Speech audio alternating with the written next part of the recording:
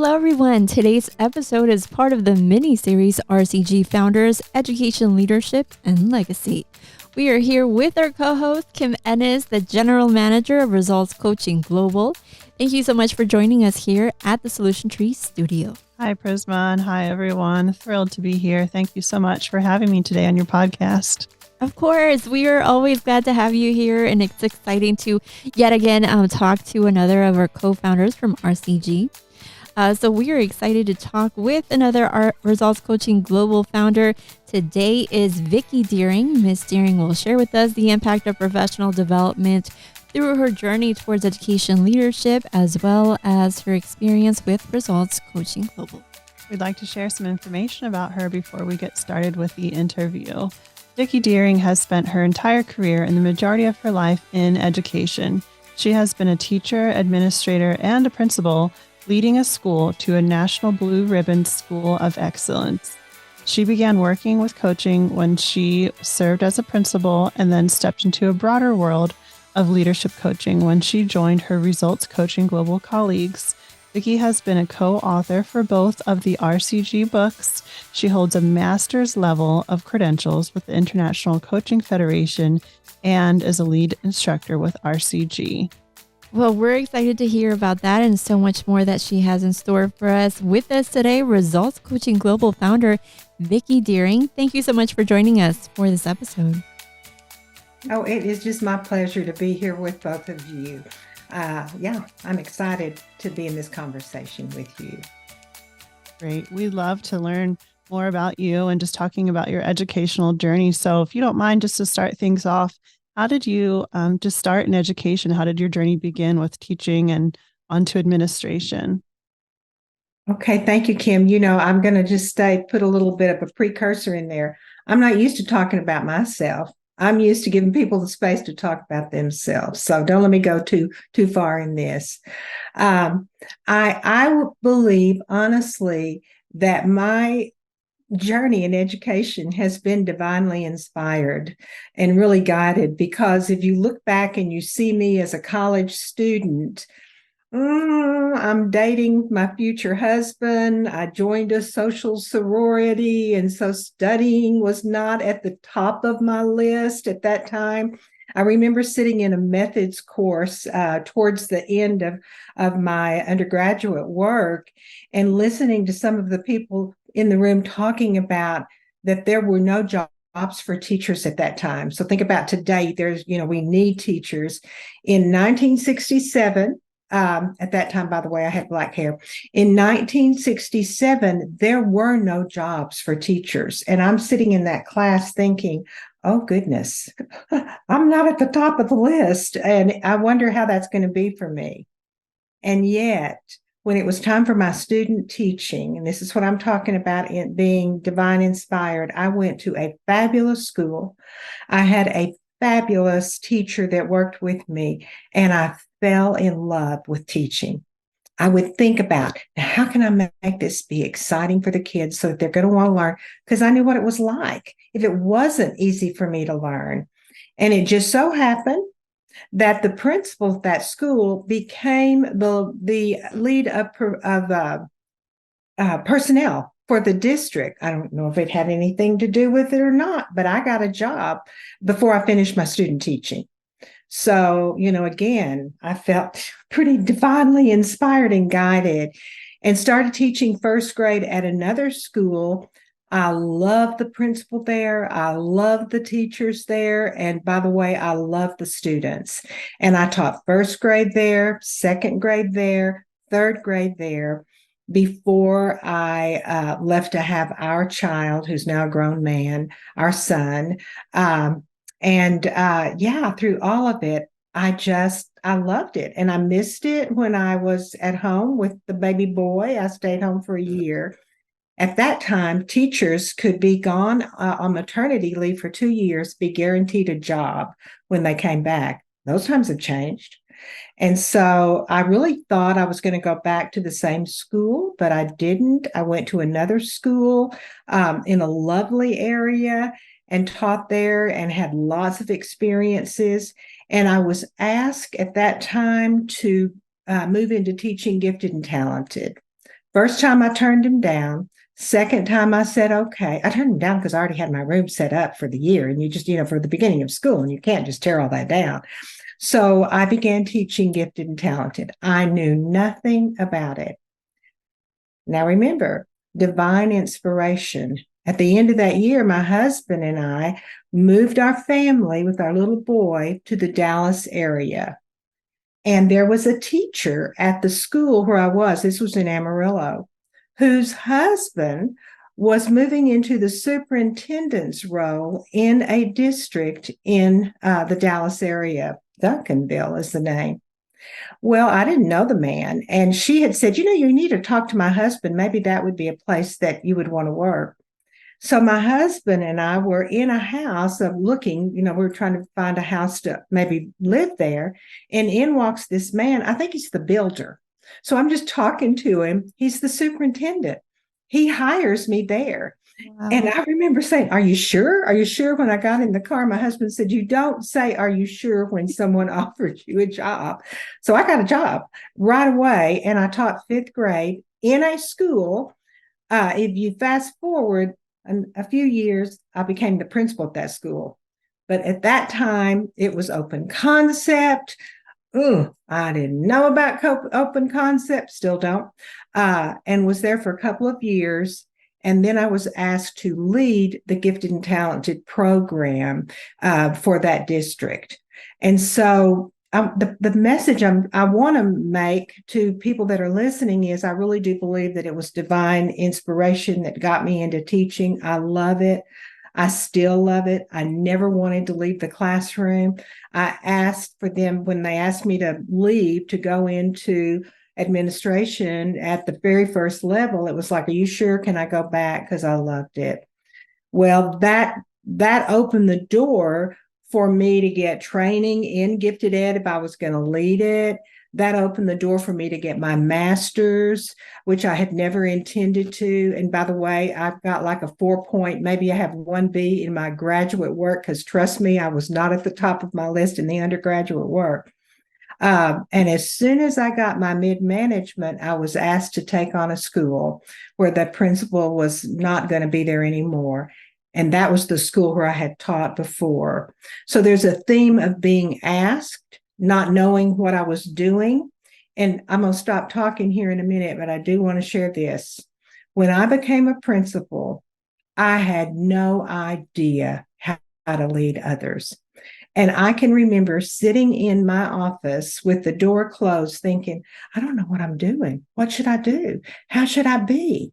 If I had had a coach at that time, it would have sure made life easier for me. We went to a football game at the beginning of the school year. I can still see myself sitting in the stands, looking at other principals walking around, smiling, laughing. And I'm thinking, how can they smile? How can they laugh? I'm overwhelmed. This is too much. I don't know what to do.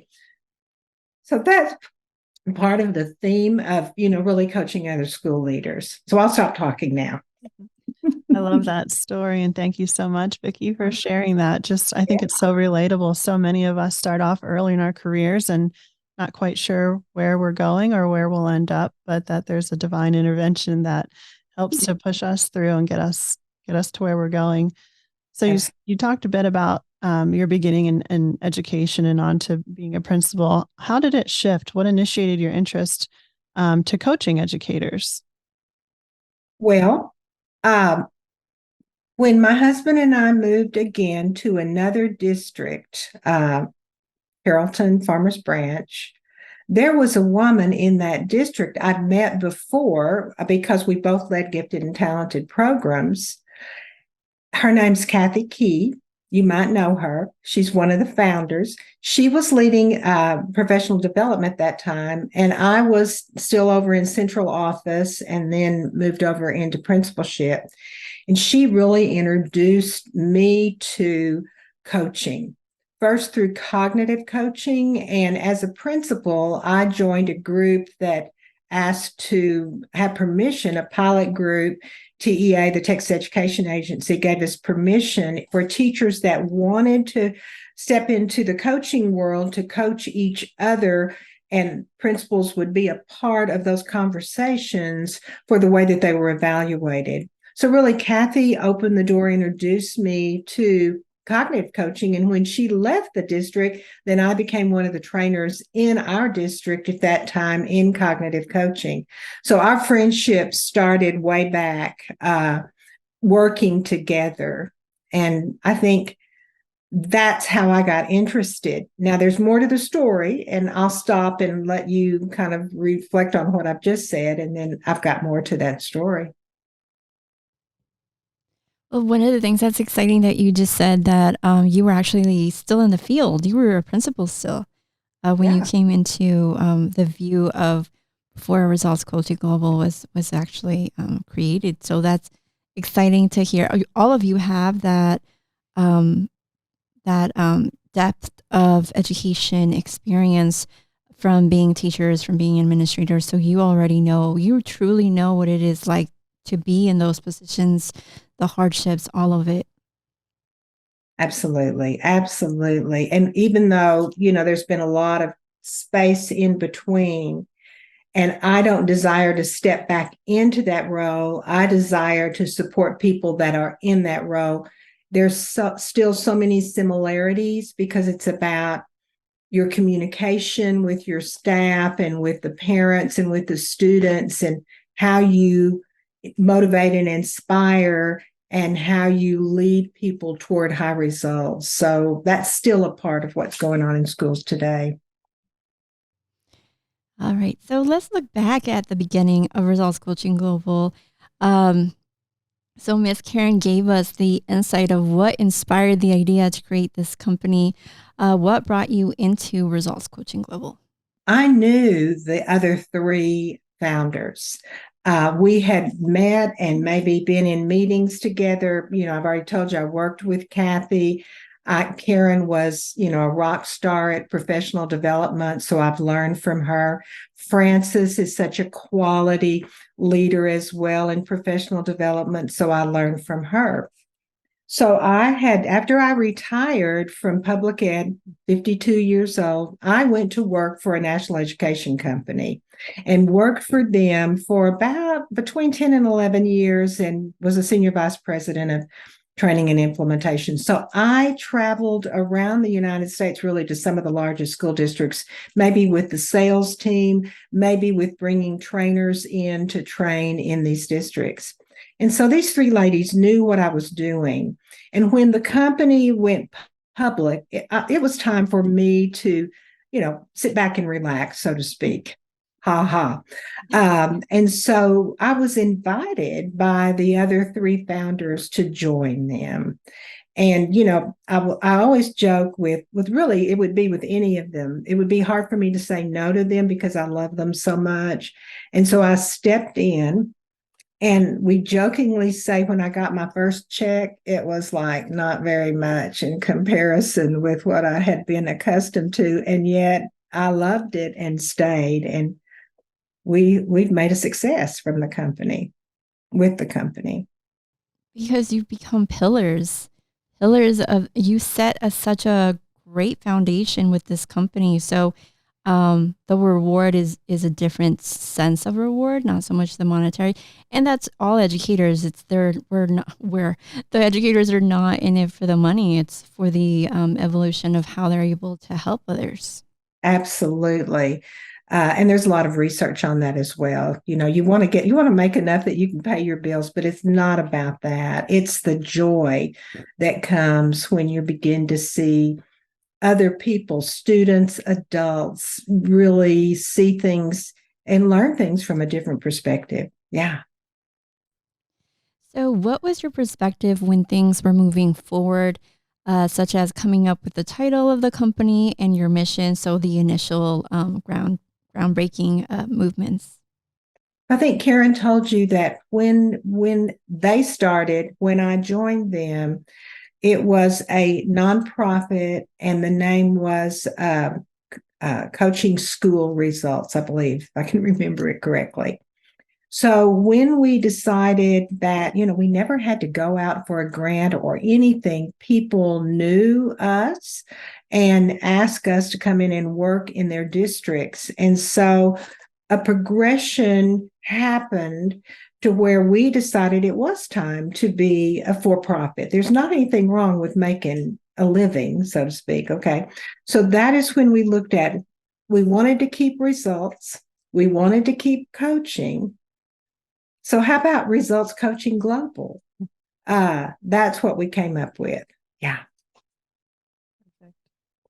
And I love that story too, just to hear about just the name, the branding, the very early beginnings of Results Coaching Global. And I know you mentioned Kathy, and we're excited to have her here on this podcast as well eventually.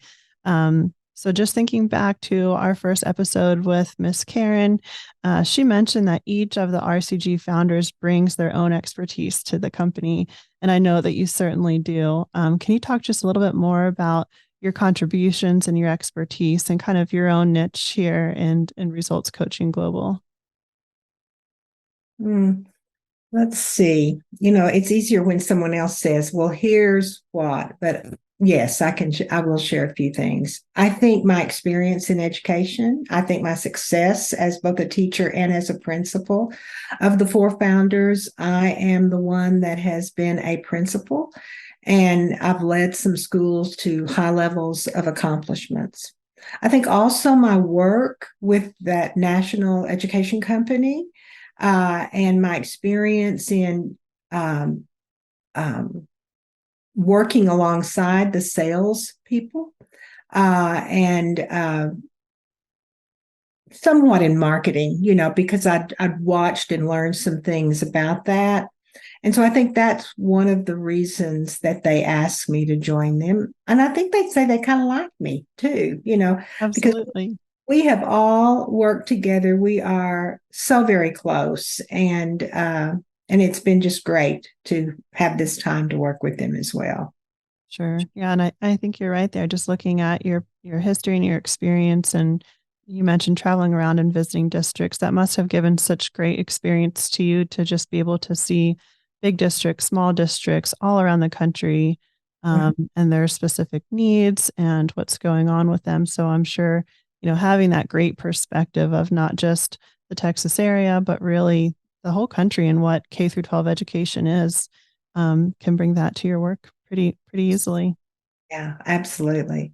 It was a great experience. I made some wonderful friends there that I'm still closely associated with, and it was a quality time, which I'm very appreciative to have. And this has been the best of the best. This work is fabulous. That's why we're still doing it. It's just wonderful to work with school leaders and to be of support to them and to understand ways to be with them is just like the cream de la cream. Absolutely. And I've been able to see you in action, Vicki. And, I heard you say that there isn't a greater opportunity, there isn't a better job. And, we know K through 12 educators make an impact on people's lives, on children's lives in a really big and powerful way. And just having that influence. And then Results Coaching Global gets to have an impact on the teachers that are making a difference in children's lives. And I just love the work that we do, and how passionate you all are about that work. Since you mentioned that to me, just, there's no greater job. Can you just elaborate on that just a little bit more? Just tell us your thoughts and feelings on the work that you get to do here day in, day out. Yeah. I mean, there's like two different dynamics. The being with a group of leaders and serving as an instructor for them, as you were with us, Kim, when Francis and I were doing a training not too long ago. It fills my spirit. It's always been something that I've loved in that communication and that teaching, be it a first grade student or an adult. And so to make it be clear and fun and be able to model what you're teaching, which is what we do as well, is wonderful.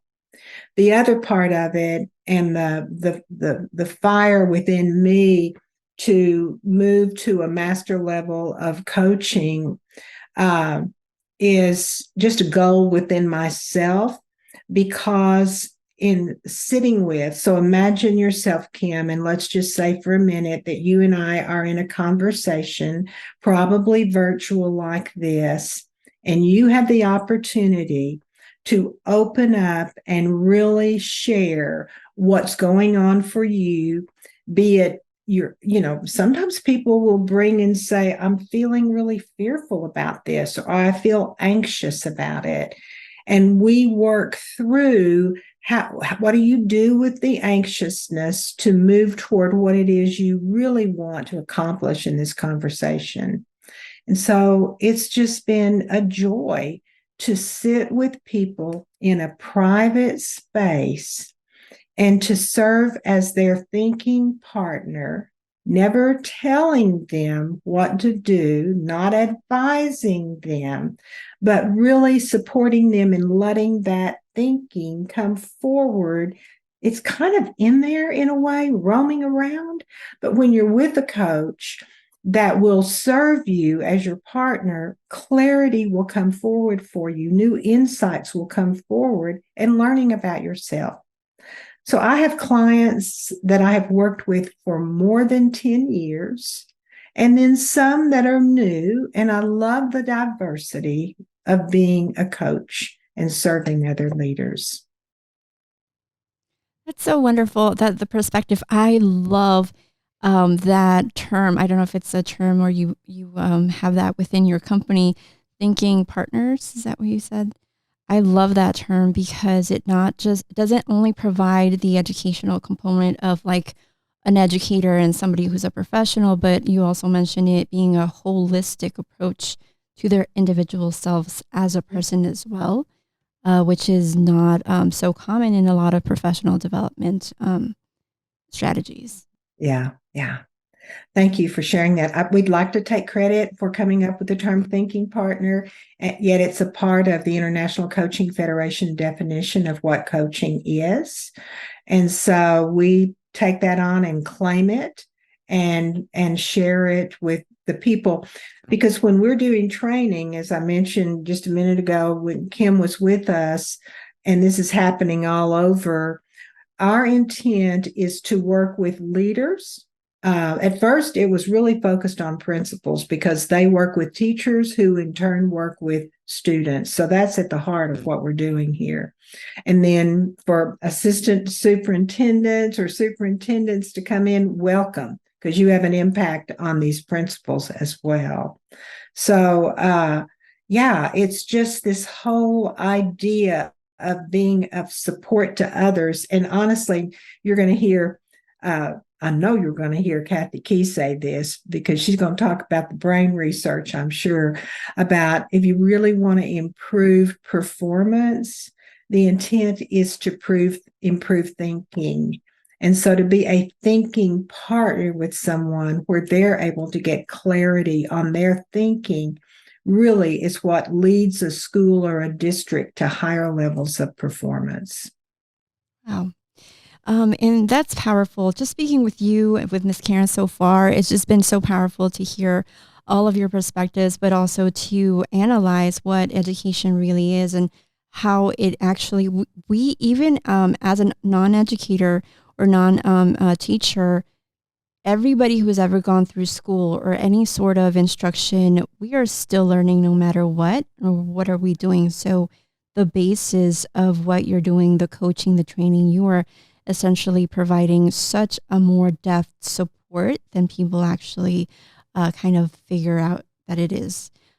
So I'm so excited to just hear more about the legacy of work that you are leaving for the Results Coaching Global Company. How do you hope RCG to evolve into?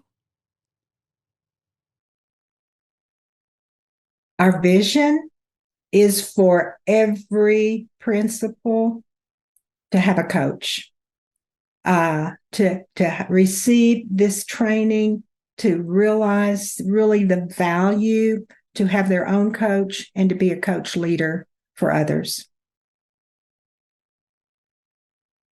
I love that. And I've seen, the power of the coaches working with their coachees and just seeing that aha moment or seeing that big breakthrough where, you're not advising, but you're just helping them to go through their thoughts and to have that moment of clarity where they're like, wow, I do know the answer and I can solve this. And this thing that felt so big and overwhelming can now be broken down into pieces. And it's just so cool to see it in action.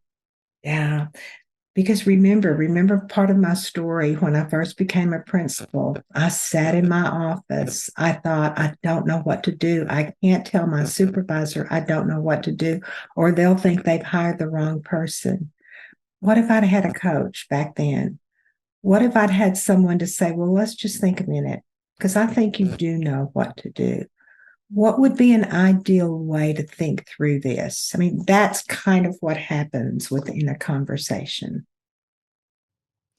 So, what is the strategy that is most sought out from you specifically that people who have interacted with you or that principals have gone back to, hey, Miss Vicky, can you please talk me through this again? Because it was like their favorite strategy that you proposed for them to use. Well, that's a very interesting question. And again, you might need to ask them that.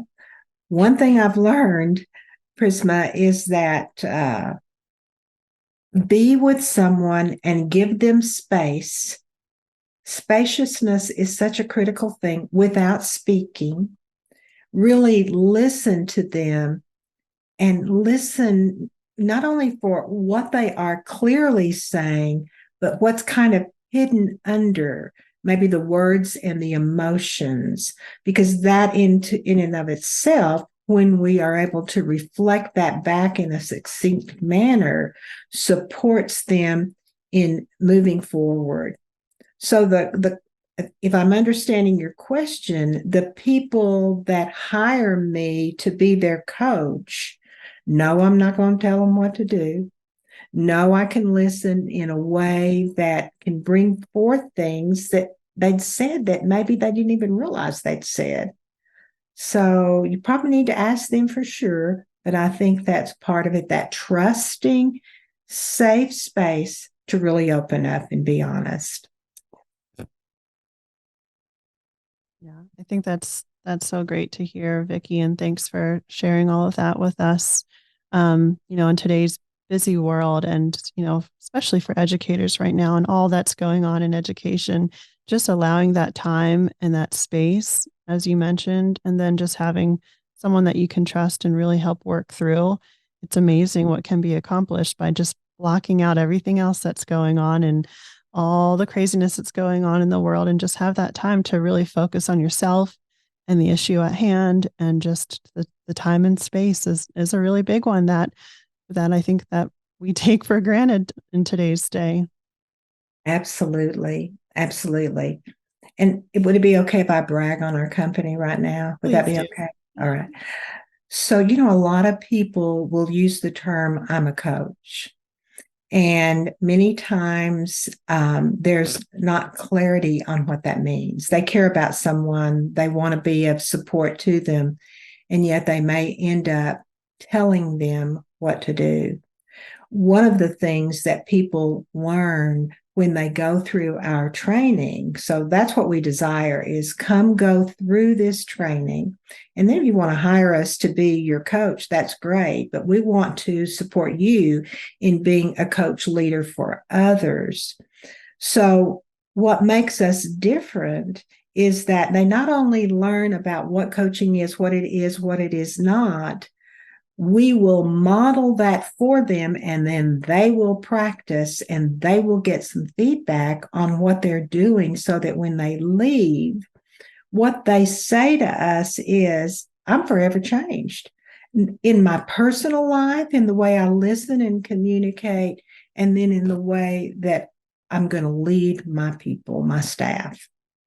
I think, at coming into Results Coaching Global myself, and just, the more I learn, the more I understand, and just seeing that how powerful it is to have a coach. And I think that it's something that could feel like a luxury, and also how necessary it is. And I think it would be ideal, as you mentioned, for every principal, every educator, professionals of all sorts to have a coach, to have them, to help them in those moments when you're in the middle of your career, starting a career and feeling like, I don't know what to do next, or I don't know the next step, or I just need a little bit of push, a little bit of help in that area.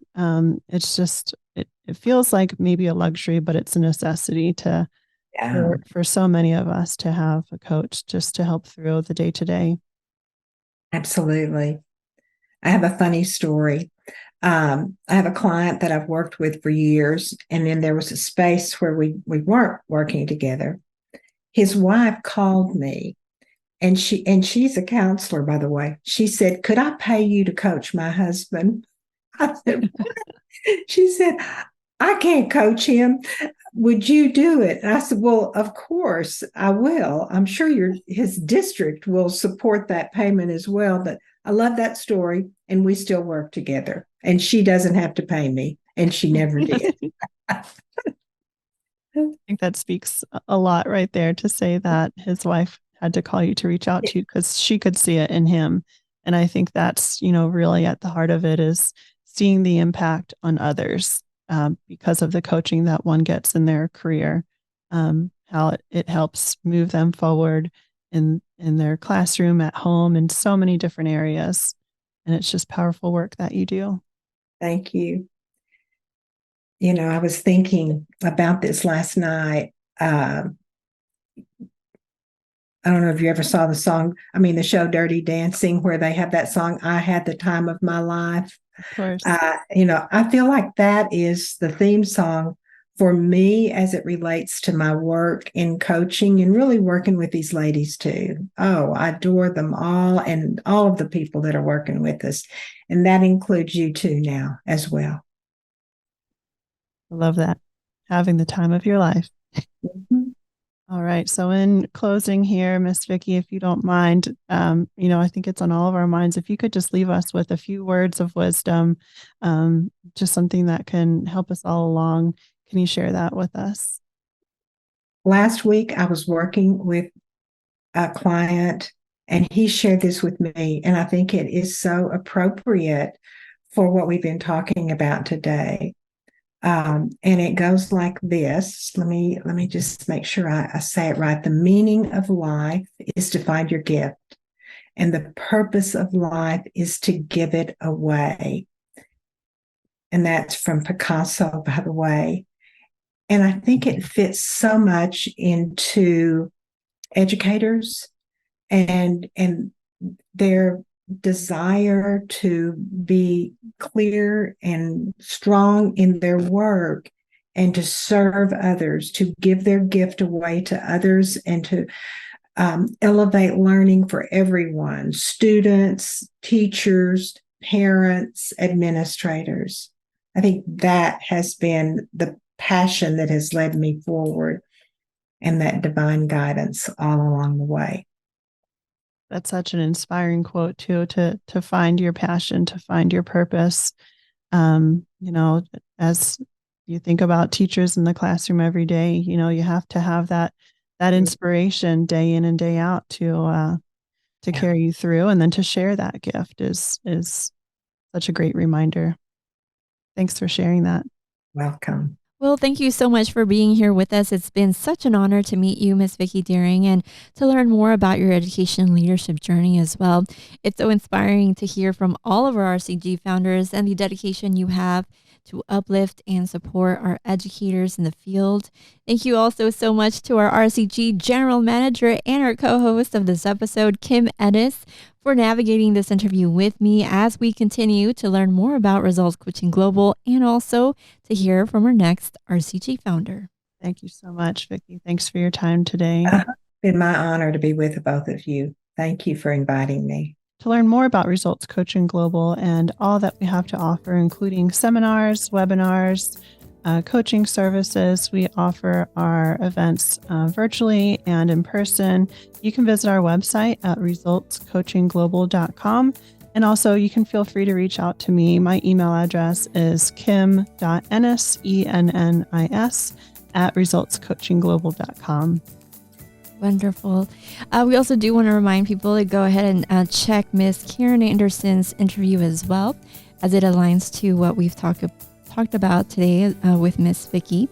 Now, for our sponsor message at Solution Tree, we share your vision to transform education to ensure learning for all. We can help you make this vision a reality. No other professional learning company provides our unique blend of research-based, results-driven services that improve learning outcomes for students. We appreciate you tuning in. Make sure to navigate to our solutiontree.com/podcast page to listen to our other episodes. There you can also subscribe to our podcast today. Just click on the subscribe button and you will see all the options to listen to this podcast. Also, remember to like our episodes and subscribe to the Solution Tree YouTube channel. Go to today's episode description and click on our YouTube link. And also feel free to share it with your friends. Yes, thank you. This has been your Solution Tree host, Prisma Lopez-Marine. Results Coaching Global host, Kim Ennis. Thank you so much for joining us for this podcast, Charting New Paths in Pre-K to 12 Education.